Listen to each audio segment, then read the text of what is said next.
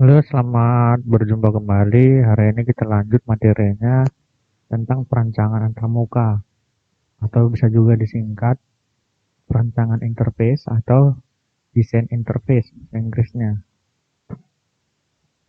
Jadi di sini antarmuka pengguna atau user interface, bagian sistem komputer yang memungkinkan manusia berinteraksi dengan komputer. Yang kedua, perancangan antarmuka, proses penggambaran bagaimana suatu bagian sistem dibentuk. Jadi di sini interaksi manusia dan komputer. Ada manusia dan ada komputer. Prinsip user interface. Dalam merancang antarmuka ada beberapa prinsip yang harus diperhatikan. Ini menurut para ahli di Deborah pada tahun 1992. Kompatibilitas pengguna, kemudian kompatibilitas produk, kemudian kompatibilitas transisi antar tugas, kemudian konsistensi, kebiasaan, kesederhanaan, dan manipulasi langsung. Itulah prinsip user interface. Kemudian lanjutannya ada kontrol, efektivitas, tempat dalam penggunaan, kemudian efisien dalam penggunaan, kemudian keamanan dalam fungsi penggunaan, kemudian kesesuaian fungsi, terus kemudahan mudah dipelajari, dan mudah diingat.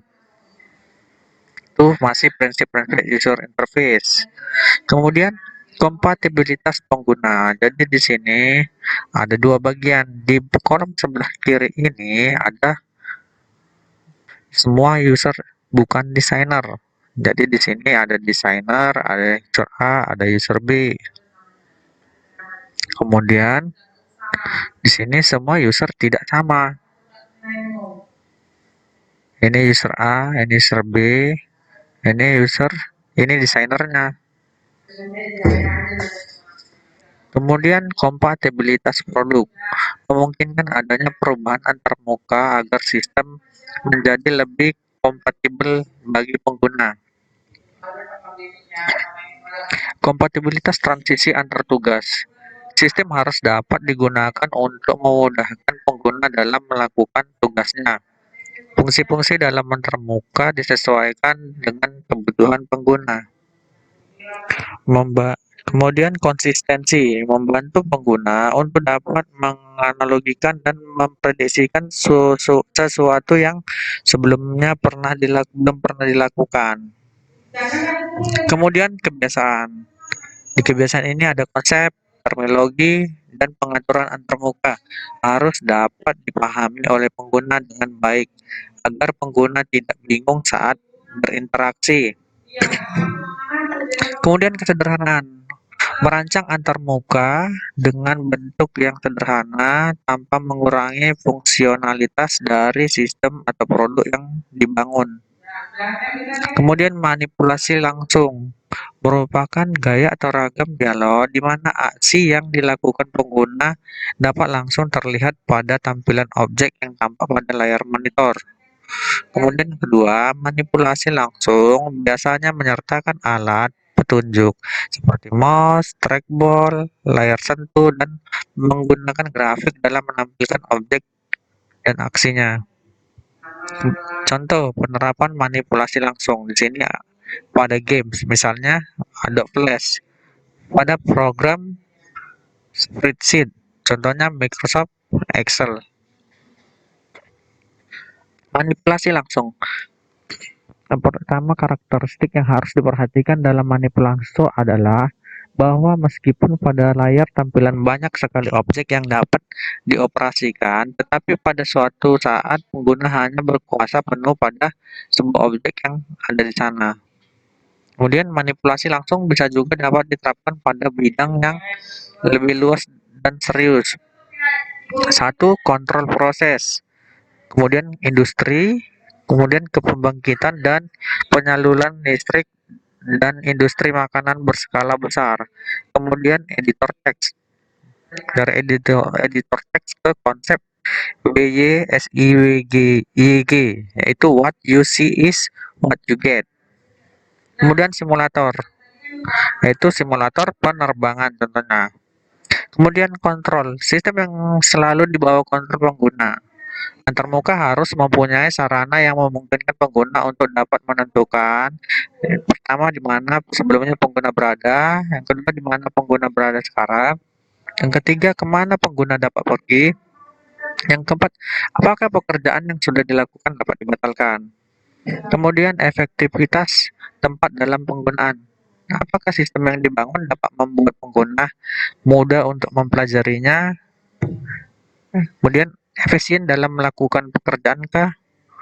Kemudian dapat mengakses informasi yang diperlukankah atau tidak? Kemudian efisien dalam penggunaan. Apakah sistem penyediaan fasilitas dan yang memudahkan pengguna dalam mengerjakan tugasnya? Keamanan dalam penggunaan. Untuk melindungi pengguna dalam menghadapi kondisi yang tidak diinginkan, salah satu caranya pengamanan dengan membuat pesan dari aktivitas yang dilakukan pengguna. Jadi misalnya apabila kalian menekan tombol close pada sudut kanan di suatu aplikasi, misalnya Microsoft Word, maka sekarang sudah tampil pesan seperti ini, pesan peringatan. Do you want to save the change to document one? Jadi maksudnya apakah kamu mau menyimpan? Jadi kalau tidak ada perintah ini, apabila kita tertekan tombol close, datanya belum disimpan, maka data ya akan hilang. Jadi dengan hal itu maka akan dialami perubahan sistem, perombakan seperti ini dibuat. Kesesuaian fungsi. Fungsi-fungsi yang disediakan sistem harus sesuai dengan definisi sistem tersebut. Contoh, aplikasi pengolahan kata. Berarti aplikasi tersebut harus menyediakan seluruh fasilitas yang dibutuhkan dalam pengelolaan kata. Seperti pembuatan dokumen baru sampai ke penyimpanan dokumen. Mudah dalam mempelajari.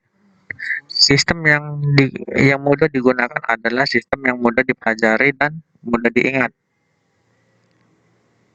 Perancangan harus mengetahui karakteristik pengguna, termasuk kemampuan dan keahlian pengguna sistem yang akan dibangun.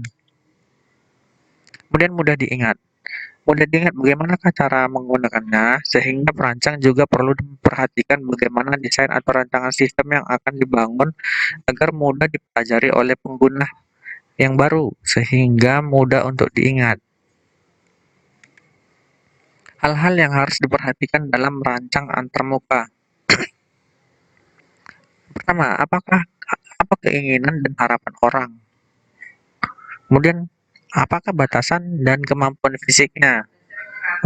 Kemudian, bagaimana sistem penerimaan dan pemrosesan informasi mereka bekerja? Apa yang dianggap menarik dan menyenangkan? Bagaimana karakteristik dan pembatasan teknik dari hardware dan software-nya? Dokumentasi perancangan.